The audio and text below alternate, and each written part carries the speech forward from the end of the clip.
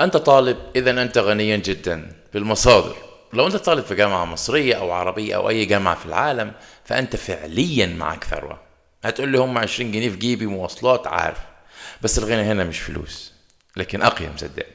ثروة من المصادر والأدوات والكورسات اللي ناس كتير بتدفع فيها الآلاف وأنت بتاخدها ببلاش. بس المشكلة إن في طلاب كتير ما يعرفوش ولا حد قال لهم، وعشان كده الفيديو ده معمول مخصوص عشان ولو أنت جامد وعارف معظم المصادر أو كلها أو حتى أكتر منها، شاركها مع زمايلك ومش هتندم. أنا حاليا مش في مصر، فممكن تكون أنت أكتر مني اطلاع على المتاح في جامعتنا.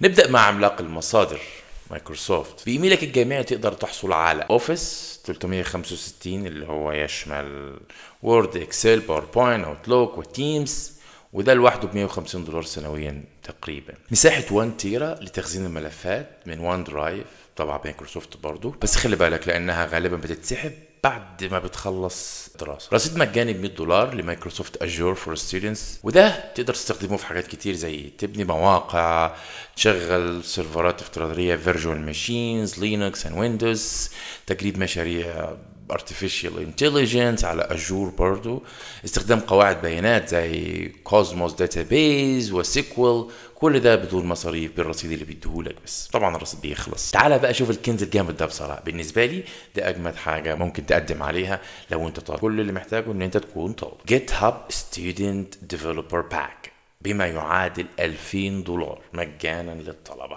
وده يشمل جيت هاب برو للناس اللي عارفة جيت هاب، ريبوزيتوريز فري، وده ما يعادل $48 في السنة. جيت برين موست انتليجنت اي دي اي، وده بيصل الى $500 في السنه. ريبلت هاكر 12 شهر مجانا. جيت كراكن اند جيت لينس لعشاق جيت. تيرمينوس اس اس اتش كلاينت مجانا مدفوع لمده سنه احترافي. من اشهر الحاجات اللي موجوده ان انت تقدر تعمل دومين على نيمتشيب.me، يعني هيكون عندك دومين مجانا باسمك. يلا يا سيدي، عاوزين نشوفك اونلاين بقى ان شاء الله. رصيد ب $100 على ديجيتال اوشن، ده بيستضيف تطبيقات حقيقيه لو انت بروفيشنال ديفلوبر.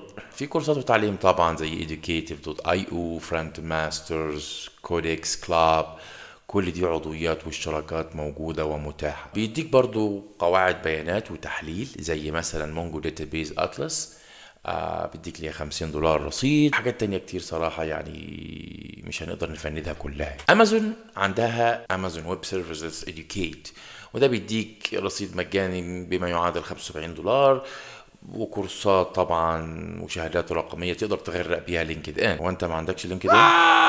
وبتقدر عن طريق المحتوى بتاعه تتعلم كلاود فاونديشن، ديف اوب بيزكس، كونتينرز، الخ.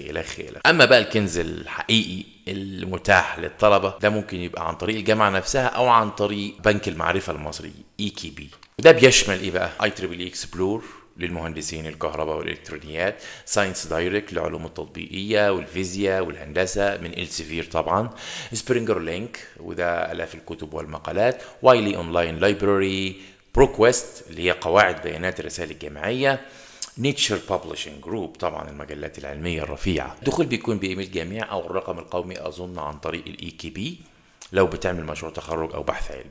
الكنز ده لا يقدر بثمن. في جامعات تانية بتقدم كورسات وشراكات مع الجامعات، مثلا كورسيرا، ايدكس، لينكد ان ليرنينج وخلافه.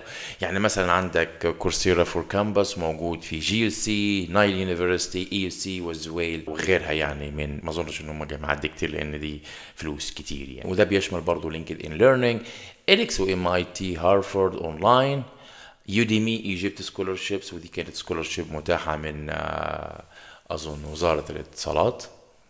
فلو جامعتك مشتركة فده يدل ان انت تقدر توفر مئات الدولارات في شهادات تعليمية معتمدة. الهندسة والمهندسين، لو بتدرس هندسة معماري، تصميم ميكانيكي، الكترونيات، شوف الادوات دي. اوتوديسك فور ستودنتس طبعا ده اظن معظم طلبة المدني وخلافه يعرفوا الحاجات دي. اوتوكاد وريفت، فيوجن 360، وده بيتجاوز مئات الدولارات سنويا برضه. سوليد ووركس ستودنت اديشن، ماتلاب وسيميلينك، وده غالي جدا صراحه وبتاخده ببلاش.